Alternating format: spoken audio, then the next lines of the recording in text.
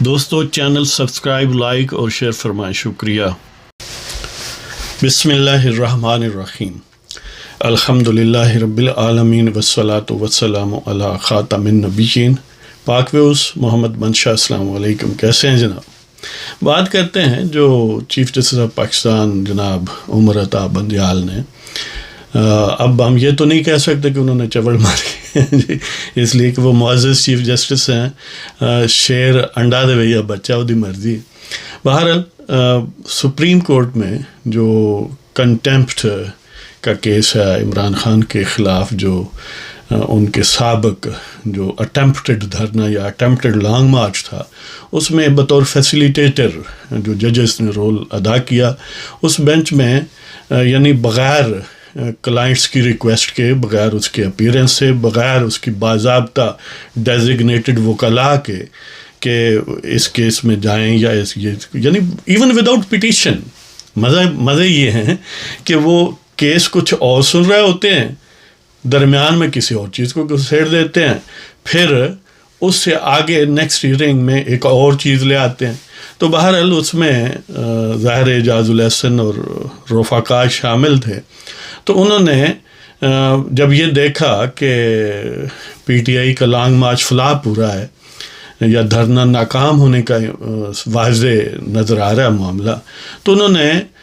گویا حکومت کو پریمپٹ کیا کہ ان کے تمام تر بندوبست جو تھا اس کو کاؤنٹر کرنے کا، اس کو سبوٹاج کیا اور یہ آرڈر کر دیا۔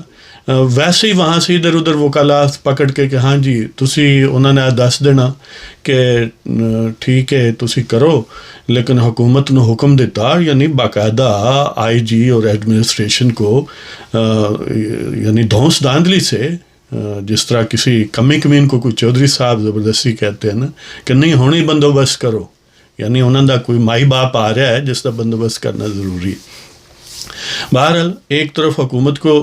ان کے انتظامات جو ہیں ان کو گویا رول بیک کرنے کا اور ان کو فریز کرنے کا کہا، اور دوسری طرف یہ کہا کہ تم ان کے ساتھ تعاون کرو، بندوبست کرو کہ فلاں جگہ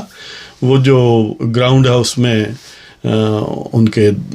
جلسے کا یا دھرنے کا بندوبست کرو، اور ساتھ ایک آئی ویش کے طور پر ایک فیس سیونگ، ایک just to give a layer of legitimacy, a facade of legitimacy, یہ کہا کہ ڈی گراؤنڈ میں، ڈی چوک میں ان کو اجازت نہیں ہے جانے کی، وہ گویا ریڈ زون ہے اور وہ اس کی پابندی کریں۔ لیکن اس کے لیے خان صاحب نے وہاں پر اس وقت کوئی پٹیشن، کوئی ان کا نمائندہ نہیں تھا، ادھر ادھر سے یہ ہاں جی تسی ہو اپنا پی ٹی آئی نہ دلچسپی، ہاں جی آ جاؤ پھر تسی یقین دہانی کراندے ہو، ہاں جی اسی یقین دہانی کرانے،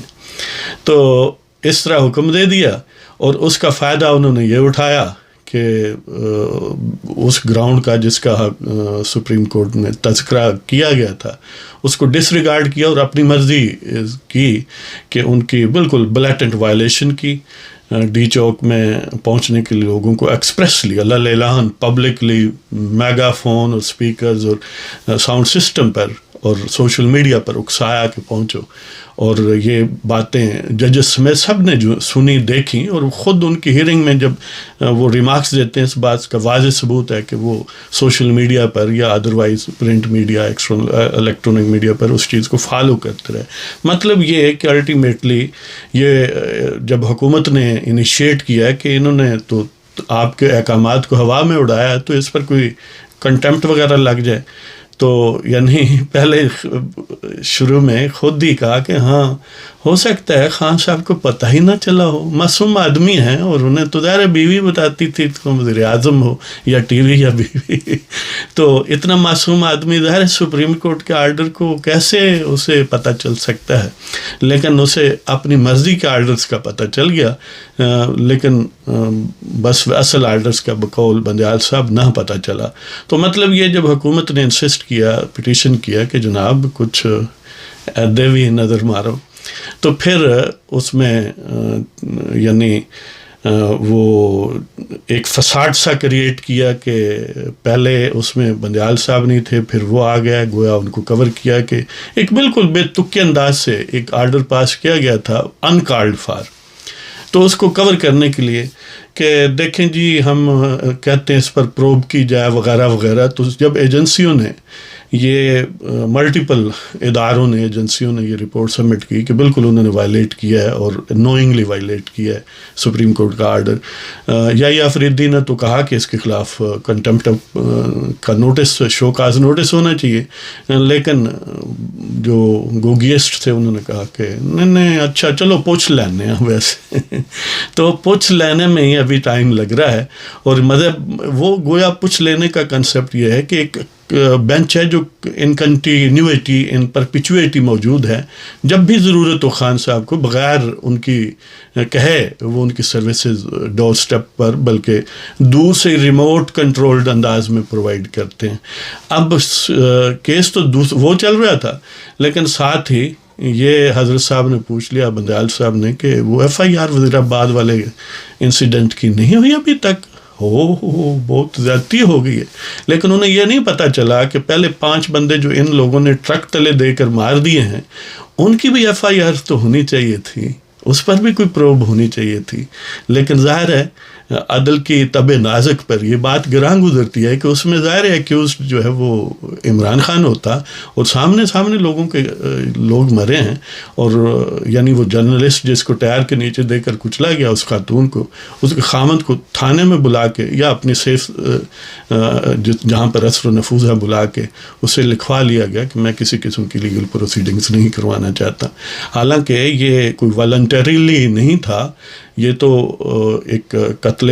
خطا ایٹ لیسٹ، ورنہ قتل عمد بھی بنتا ہے، تو ایٹ لیسٹ وہ کورٹ میں تو جاتا ہے، ایف آئی آر تو درج ہوتی، وہاں پر آپس میں ہوتا ہے نا، یہ کیا وہ کان سے پکڑا پنجاب حکومت اپنی، ہاں جی لکھ دو جی میری کوئی نہیں لوڑ ہے جی، یعنی امیجن کریں اس عدل کے ضمیر کی اور ان کی امپیونٹی کے لیول کی اور ان کی جسارت کی کہ لوگوں کو کچل رہے ہیں دن دہاڑے سڑک پر اور کوئی پرسان حال نہیں ہے۔ اب انہوں نے ایک ناٹک رچایا اس طرح، یعنی وہ دیکھیں ایک بچہ بھی فوت ہو گیا، ایک اور شخص فوت ہو گیا، مطلب یہ ہے کہ کسی ایک کی بھی نہیں ایف آئی آر یعنی ٹرک والوں کے خلاف تو بہرحال الٹیمیٹلی انہوں نے جب یہ ناٹک رچایا اس کے ایک اور، کیونکہ نت نیا ٹچ دیتے ہیں نا جی، تو اس ٹچ میں اب بندیال صاحب کے ضمیر میں بہت بوجھ تھا کہ آخر خان صاحب جس طرح چاہتے ہیں کیوں نہیں ہو رہا ایف آئی آر۔ مزے کی بات یہ ہے کہ نہ سو موٹو نوٹس کہتے ہیں ہم نے لیا، نہ انہوں نے کوئی پٹیشن کی کہ جناب ہماری ایف آئی آر درج نہیں ہو رہی وغیرہ وغیرہ، ویسے ہی خلاص سے اٹھے ہیں اور حکم دے دیا آئی جی صاحب کو کہ ایف آئی آر 24 گھنٹے کے اندر درج ہونی چاہیے ورنہ ہم سو موٹو نوٹس لیں گے۔ یا آفریدی نے ظاہر جرت کا مظاہرہ کیا اور بالکل قانون اور عدل کے مطابق انہوں نے کہا کہ یہ تو یعنی جورسڈکشنل میٹر ہے، یہ نہ کیس زیر سماعت ہے نہ اس کی کوئی پٹیشن ہے، ویسے ہی ٹکل مار دیے بس ہوائی فائر، یعنی جب چاہا کسی کو اس کو گھر بیٹھے ہی ریلیف دے دی ہے۔ تو بہرحال وہ ایف آئی آر درج ہوئی۔ اب جو بین السطور میں بندیال صاحب یا عمران خان گروپ چاہتا تھا کہ ایف آئی آر درج ہو شہباز شریف وزیر داخلہ ثناء اللہ اور فیصل نصیر جو آئی ایس آئی کے ڈی جی سی ہیں ان کے خلاف، وہ تو نہ ہو سکی۔ اس جو موقع پر بندہ نوید نامی پکڑا گیا جس نے مبینہ طور پر وہ فائرنگ وغیرہ کی، تو اس کے خلاف جو موقع کے مطابق بنتی تھی ایف آئی آر وہ درج ہوئی۔ اب ظاہر ہے اس کو نہ ماننا تھا عمران خان اینڈ ٹولے نے، اور نہ مانا انہوں نے، اس کو کہا کہ یہ فرسیکل ہے اور یہ اور وہ ہے۔ اب مزے کی بات یہ ہے کہ ایک طرف تو ہائی لائٹ ہوتا ہے کہ دیکھیں جی ہماری ایف آئی آر ہماری مرضی کے مطابق نہیں ہے، لیکن طریقہ کار یہ ہے کہ جب واقعہ ہوا تھا تو اس وقت میڈیکل لیگل رپورٹ جن کو کہتے ہیں کہ ان کو لگے ہیں 13-14 بندے، اور خان صاحب کو مختلف اوقات میں کبھی 1 کبھی 2 کبھی 3 کبھی 4 گولیاں لگی ہیں۔ اب وہ جو بیکی اینڈرسن ہے سی این این کی اینکر پرسن، اس کے ساتھ انٹرویو میں خان صاحب نے تازہ ترین انکشاف کیا کہ اسے 3 لگی ہیں۔ بابر اعوان نے کہا کہ انہیں کلاشنکوف کی گولیاں لگی ہیں 4، اور وہ جو صاحبہ ہیں، یاسمین صاحبہ وہ کہتی ہیں 2 لگی ہیں، مختلف جتنے مینی ورڈس جتنے انہوں نے منہ اتنی ہی گالاں. تو بہرحال اگر ان کو جتنی گولیاں لگی ہیں اس کو جمع کریں تو وہ تو کوئی 30-40 بنتی ہیں، 14-15 بندے زخمی ہوئے ہیں. لیکن اس شخص کی رپورٹڈلی 5 یا 6 گولیاں فائر ہوئی ہیں، اور جو عین موقع پر پکڑنے والا شخص تھا وہ کہتا ہے باقی زمین پر کی طرف تھیں، ایک اوپر تھی، اور وہ